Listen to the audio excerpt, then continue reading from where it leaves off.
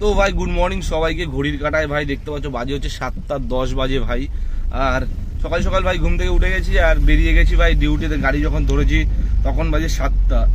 তো আর একটু খোঁজ নিলাম ভাই, এদিকে কোথাও পেট্রোল পাম্পে ভাই গ্যাস নেই। তো এখন মোটামুটি 4 ডাক গ্যাস আছে, তো এটা নিয়ে ভাই 1-2 টিপ মারি।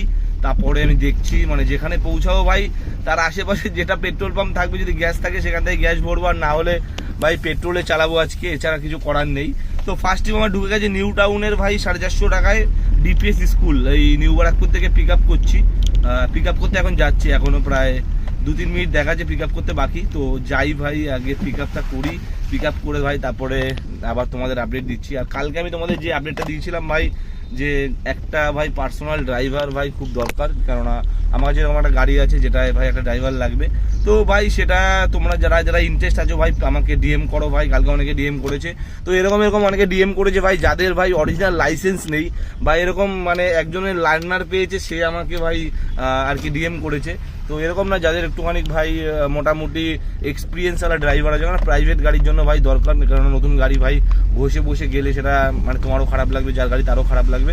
তো যাই হোক, যাদের যাদের ভাই একটু এক্সপিরিয়েন্স আছে ভাই গাড়ির লাইনে, মোটামুটি 2-3 বছর লাইসেন্সের বয়স বা 1 বছর হলেও হবে, তারা ডিএম করো ভাই, আমি তাদেরকে ভাই